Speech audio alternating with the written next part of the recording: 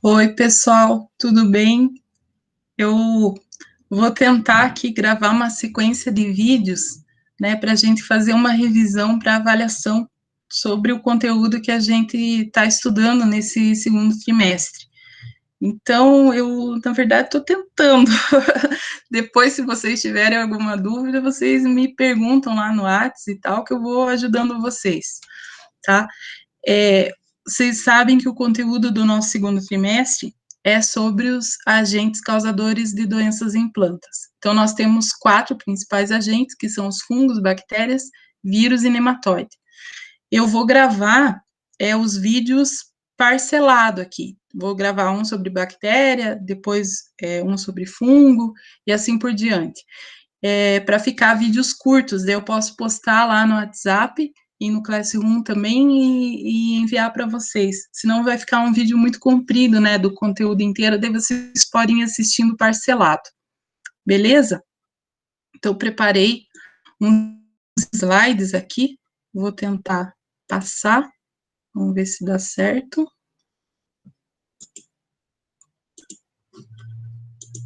Aqui. Então, vamos lá. Nossos principais agentes, né, causadores de doenças em plantas. Então, os 4 principais, fungos, bactérias, vírus e nematóides.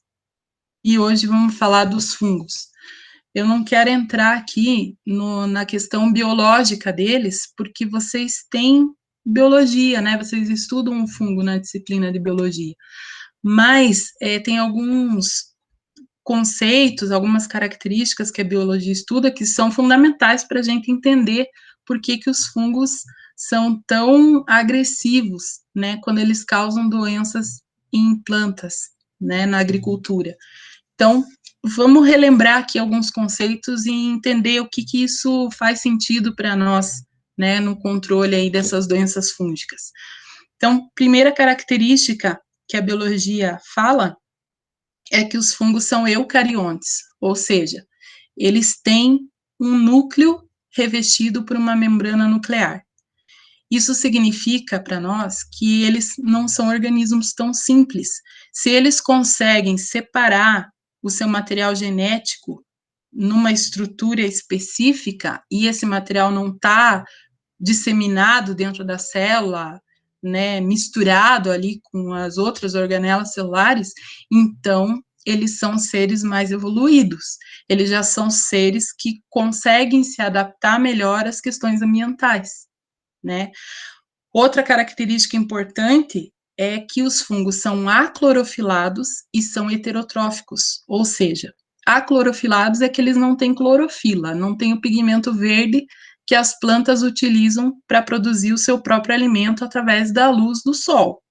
Então, eles não conseguem fazer fotossíntese, eles não conseguem produzir o seu próprio alimento. E eles são heterotróficos justamente porque não conseguem produzir o seu próprio alimento. Eles vão precisar se alimentar de outros seres ou de tecido morto, né, como o caso dos fungos decompositores, os saprófitos, mas eles não vão conseguir produzir sozinhos o seu próprio alimento. Outra característica importante é que eles têm 2 formas de reprodução. Eles podem se reproduzir sexuadamente ou assexuadamente. Isso é uma grande vantagem ambiental, porque se tiver alguma condição ambiental que não está adequada para eles produzirem esporos, as estruturas de reprodução deles, muitos conseguem se reproduzir com estruturas de crescimento através do seu tecido, né? Então, é uma adaptação ambiental para ocupar todos os lugares da Terra, né? E, na verdade, eles são muito bons nisso, porque, normalmente, os fungos são filamentosos e ramificados, ou seja, eles vão fazendo divisão celular e vão formando aquelas hifas, aquelas raízes, né, dos fungos, aquele tecido de crescimento. Na verdade, o conjunto de hifas vai formando um micélio, mas com essa estrutura de crescimento, eles conseguem ocupar uma superfície muito grande. Por isso que na apostila eu coloquei lá a quantidade de fungos que causa doença no homem, em comparação, que tem uma grande parte que causa doenças em plantas, mas não é a maior parte dos fungos. A maioria dos fungos são decompositores, ou seja, eles têm, assim, uma função ecológica muito grande. Se eles não tivessem essa capacidade de desenvolver tecido, de divisão celular, de fazer hifa e micélio, o planeta seria um lixão, porque, na verdade, os fungos que são a grande parte desses decompositores primários de resíduo para a renovação do carbono, né, do ciclo do carbono na Terra, são os fungos. Então, eles são muito bons em decompor resíduo, em renovar o ambiente, né, eles são os primeiros ali que ocupam num pH ácido, né, num ambiente ácido, o início da decomposição da matéria orgânica, né? Então, eles têm uma função ecológica muito importante.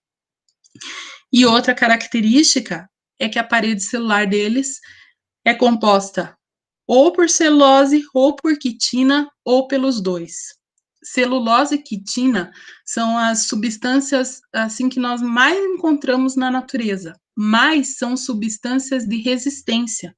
Ou seja, quando a gente fala que a parede celular deles tem celulose e quitina, significa assim, é mais difícil para um outro ser vivo se alimentar dele, porque vai ser difícil dirigir esse tecido, ou o fungo consegue se manter numa situação assim de temperatura e umidade não tão boa para o desenvolvimento, porque ele vai diminuir a perda de água, a perda de umidade da célula, então ele vai conseguir se manter em ambientes que não são tão adequados assim para o desenvolvimento normal, né? Por isso que o fungo é tão agressivo, né? Quando causa uma doença, quando é um fungo que é patógeno, né? Tanto quando causa doença em nós, que vocês sabem bem, por exemplo, as micoses são causadas por fungo, e quanto tempo a gente leva para conseguir curar uma micose, né? Aparentemente, assim, depois de um tratamento, você acha que você curou, mas na verdade, passa um tempo, o fungo volta, né? Então é porque ele consegue se manter por um longo período. Ele pode criar estruturas de resistência e permanecer no ambiente. Então não é tão fácil assim a gente controlar doenças fúngicas, né? E nós vamos ver por que isso. Então, basicamente, os fungos têm dois tipos de alimentação. Opa, passamos aqui, mas ou eles são saprófitas, que são os que vivem sobre matéria orgânica morta, sobre tecido morto, que é a maioria dos fungos, ou eles são parasitas, se nutrem de matéria viva, de tecido vivo. Só que quando eles se nutrem de tecido vivo, eles são específicos. Então, um fungo que causa doença em nós, que se alimenta de tecido animal, ele não vai causar doença em planta, ele não vai se alimentar de tecido vegetal.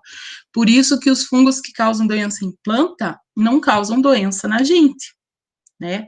A gente pode, claro, a hora que você consome um fruto, alguma coisa que está com alguma podridão, existem outros patógenos que se aproveitam daquela primeira infestação ali, que talvez causem doença em nós, né? Que são os que fazem fitotoxina e tal, que na verdade a gente pode ter uma congestão, alguma coisa assim, ou um problema maior ali por ter se alimentado, mas não que o fungo causou doença na gente. Talvez a gente esteja tendo a reação por causa das enzimas que esse fungo liberou, né, e que vai causar uma reação no nosso organismo.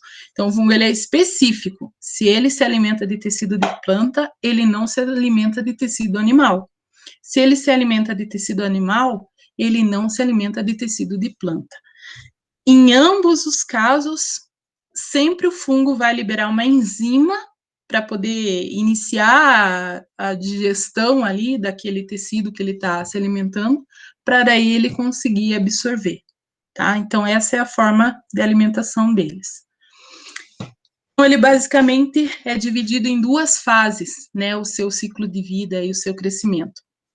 A fase vegetativa, que é quando ele está formando tecido, então ele está fazendo divisão celular para formar as hifas e formar o micélio. E nessa fase, se não está uma condição ambiental adequada para ele passar para a fase reprodutiva, ele pode formar essas estruturas de resistência, que nós vamos falar um pouquinho mais para frente, mas que são estruturas que conseguem manter o fungo num ambiente completamente inóspito. Ele pode ficar anos nessa estrutura de resistência até ter condição de temperatura e umidade adequada para ele passar para a fase reprodutiva e formar esporos.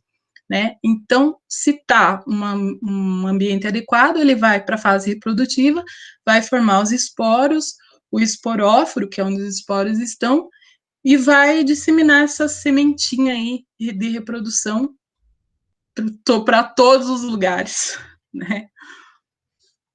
Então, a questão da ecologia deles, do ciclo de vida. Então, a maior parte dos fungos precisa de um hospedeiro. No caso aqui, como a gente está falando dos que causam doença em plantas, o hospedeiro é a planta viva, o tecido vivo, né? Então, muitos conseguem se manter ali no hospedeiro. Por isso que, assim, alguns métodos de controle lá de doenças, que nem, por exemplo, no caso da ferrugem, né, da soja, que é uma doença fúngica seríssima, muito agressiva, muito severa, né? Um dos manejos recomendados é o vazio sanitário. Por quê? Porque se a gente não tem plantio de soja próximo um do outro e se deixa ali os 60 dias do vazio, a gente acaba não tendo hospedeiro, né? Outra recomendação é o controle de plantas invasoras, porque muitos dos fungos que atacam as plantas vão permanecer nas plantas invasoras, e daí, se a gente não controla as invasoras, depois você planta novamente a cultura, esse inóculo do fungo vai passar para a cultura, e você acaba não quebrando o ciclo dele, né, de vida, que é justamente esse ciclo dele passar da fase vegetativa para a fase reprodutiva, né? Então, em alguns casos, o controle do hospedeiro é importante para a gente conseguir quebrar esse ciclo do fungo. Muitos fungos sobrevivem em resto de cultura, né? Ou o próprio fungo, ou os esporos em dormência, ou as estruturas de resistência, né? Então, em alguns casos, o controle é não deixar resíduo de cultura, é manejar o solo para não ter esses restos de cultura ali. Todos os fungos precisam de condição ambiental adequada, temperatura e umidade para conseguir germinar os seus esporos. E a disseminação desses esporos precisa de agentes. Quem são eles? Quem dissemina? O vento, a água, pode ser água da chuva, água de irrigação, insetos, né? Por exemplo, um pulgão vai lá e pica a planta, ele pode estar carregando o esporo do fungo, né? Uma abelha, um polinizador que está visitando a flor, ele pode estar carregando esporos do fungo, chega na flor, passa esse esporo para a planta, aves, né, outros animais, e o mais importante deles, por incrível que pareça, o próprio homem no seu manejo agrícola. Então, assim, o esporo pode estar na cultura, pode estar no resto de cultura, você entra com um maquinário para fazer dessecação ali, ou para fazer o plantio, fica aquela parte do solo colada, né, no pneu, ou no próprio maquinário ali, e para você levar esse trator, esse pulverizador, a plantadeira, para uma outra área, você não lava esse equipamento, esse implemento, e acaba levando esses esporos nos torrões de solo que ficaram grudados, né, no maquinário. Por incrível que pareça, é assim mesmo. Você acaba levando inóculo de uma área que tinha fungo para áreas que não tinham, que eram áreas saudáveis, através do maquinário agrícola. Ou quando a gente está fazendo o manejo, entra com o trator ali, amassa as plantas, quebra a folha, causa lesões, que são aberturas que o fungo pode, o esporo pode cair ali, germinar e iniciar um foco de doença, né? Então, o manejo do homem na agricultura, através da água de irrigação, né? Se tem ferimento nas plantas, na hora de você tutorar o tomate ali, você machucou um pouquinho o caule do tomate, na água de irrigação pode estar vindo o esporo e entrar naquele machucado e pronto, começou uma doença fúngica que você vai diminuir tua produtividade e de repente você vai levar anos controlando ali o ambiente para você conseguir, né, produzir aquela cultura novamente. Então, o manejo agrícola, o nosso manejo do homem na agricultura, é um dos principais agentes de transmissão de doença fúngica. Por isso que a gente tem que cuidar muito, muito mesmo. Sobre as estruturas de resistência, então. Aqui eu coloquei 2 exemplos, mas tem, nossa, fungos, assim, que são especialistas em produzir estrutura de resistência. Então, aqui eu trouxe o clamidosporo, que é esse fungo, a estrutura, né, de resistência desse fungo, que é Laviopsis, que causa podridão de raiz em diversas culturas. Na verdade, as estruturas de resistência são bem características, assim, de fungo de solo, fungo que causa podridão, né? Quando ele forma essa estrutura, ele pode ficar anos no solo. Ele não vai germinar, ele só vai germinar a hora que tiver uma condição ambiental adequada. Então, às vezes, você acha que não tem fungo, uma hora, aparece lá a doença na tua cultura, porque o fungo permaneceu no solo. Os esclerócios são muito interessantes. Ó, a estrutura de resistência da esclerotínia, o mofo branco, que causa doença em muitas plantas, feijão, soja, muitas plantas de horta, né, muitas olerícolas, e ele faz essa estrutura de resistência aí que parece esses feijões pretos. Tá vendo? Isso aqui, ó, é muito interessante. Sabe, às vezes o fungo sabe que a planta está terminando o ciclo de vida dela, ele, por dentro do xilema, do floema ali, do tecido vascular da planta, ele vem com as hifas, chega até as vagens, ou que nem no caso do girassol, até o capítulo, a flor, e forma essas estruturas de resistência junto com a semente, e você colhe. E o que nem no caso do girassol, isso aqui ó, é bem comum, você colhe junto com a semente do girassol, e nunca você imagina que ali tem uma estrutura de resistência de um fungo. Se você guardar aquela semente para plantar, você vai estar plantando o fungo, né, achando que está plantando a semente. Então, tem que prestar muita atenção. Às vezes, esses esclerócios são grandes, às vezes, eles são exatamente do tamanho da semente, né? Então, é uma estrutura bem interessante, esses esclerócios aí. E permanece no solo, né? No resto de cultura, na soja, por exemplo, quando eles fazem esses esclerócios no caule, perto da raiz ali, fica aquele toquinho, né, depois da colheita, aquele resto de cultura, esses esclerócios caem no solo, a hora que tiver condição ambiental adequada, vão germinar novamente, começa a formar hifa, micélio, até formar estrutura de reprodução e os esporos novamente, tá? Então, é uma característica bem importante para a agricultura, a questão das estruturas de resistência.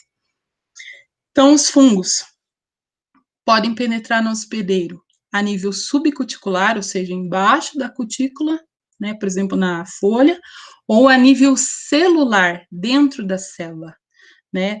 Das duas formas, ele pode entrar na planta ou por abertura natural ou por ferimentos, né? As aberturas naturais são as aberturas que a planta tem para troca gasosa, para troca para vapor, eliminação de vapor de água, para respiração, transpiração, né, que são os estômatos, lenticelas e datódios. Algumas plantas têm outras estruturas, né, mas o fungo pode aproveitar essas aberturas. Como ele pode aproveitar ferimentos artificiais ou naturais? Por exemplo, o vento quebrou a folha, ali causou uma abertura. O solo estava compactado, a raiz está tentando crescer, quebrou, formou uma abertura, né?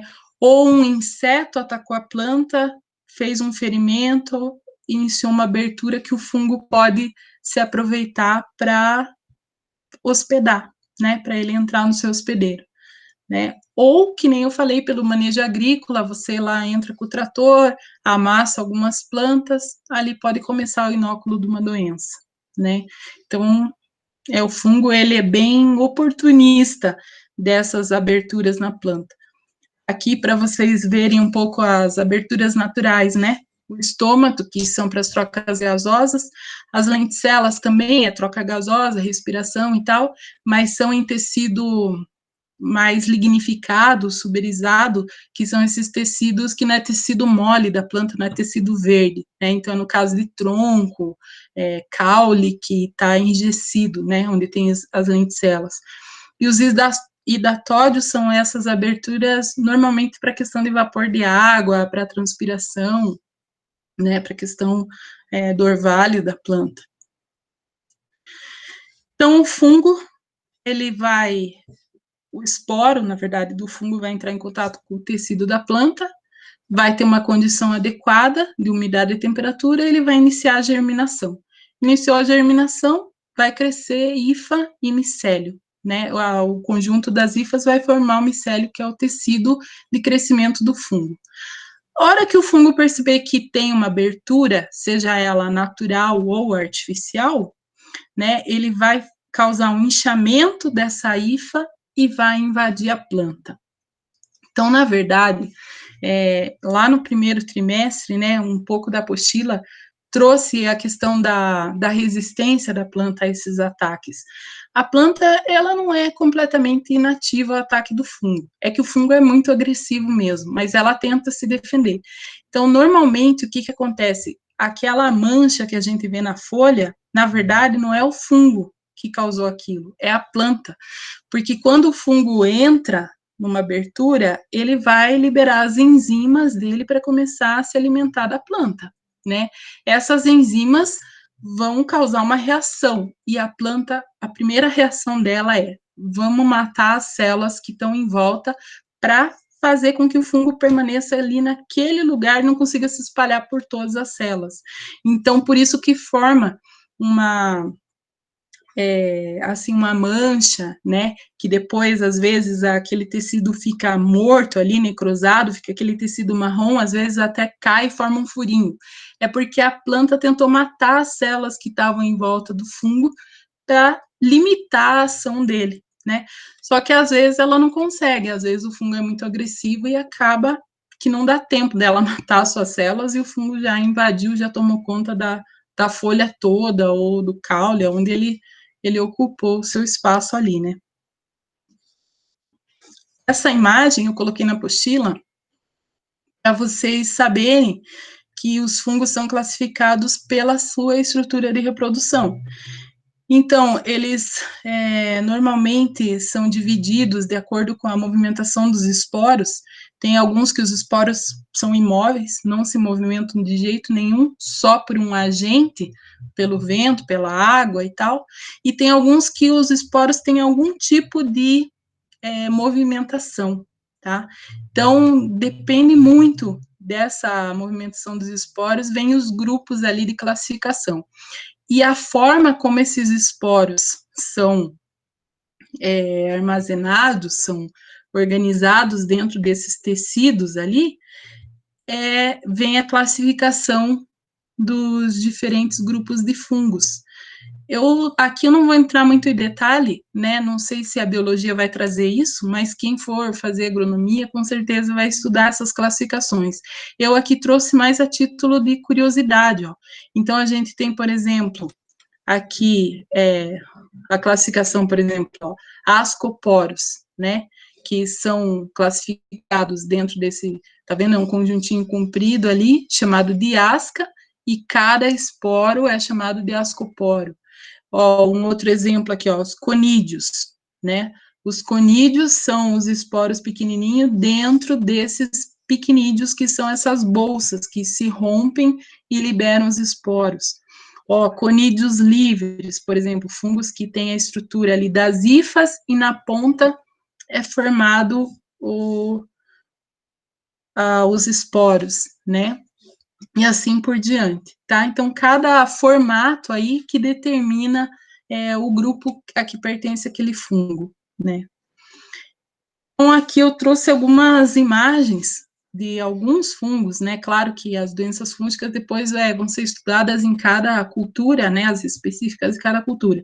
Mas aqui para vocês conhecerem um pouco da imagem do microscópio dessa estrutura de reprodução do fungo, né? Então, por exemplo, aqui, ó, O primeiro, que é o Phytophthora, é um fungo que causa a queima da batata, mas ele não é exclusivo da batata, ele causa muitas doenças em tomate, em várias culturas, né? E olha que interessante, né? Vem a hifa e da hifa forma essa bolsinha ali, né? Que na verdade é o esporócito e dentro cada bolsinha dessa tem os esporos, né? Então, imagine quantos milhares de esporos tem dentro de cada estrutura dessa, são muitos, né? E a hora que se rompe ali, libera esses esporos para o ambiente. Ó, que interessante a questão do albugo, né? Que também é um fungo bem comum, ele causa essa ferrugem branca do rabanete, sempre tem na horta, não é só no rabanete, na rúcula também, várias olerícolas, né, essa ferrugem que fica embaixo da folha, daí forma umas bolinhas assim na superfície, né, é esse fungo. E olha, ele tem uma bolsinha redonda ali, com vários grupos, né, desses esporócitos, e dentro de cada esporócito desse, a liberação dos esporos. Aqui o míldio, que também é uma doença bem conhecida, ataca feijão, várias olerícolas, né? Esse mofo que fica na parte de baixo da folha é o míldio. Então, olha, também interessante. Essas linhas vermelhas são as hifas e na pontinha vem essas estruturas escuras que são as bolsinhas onde estão os esporos do fungo. Aqui o risófos, que é essa podridão que causa esse mofo em cima de frutos, é esse bolor, né?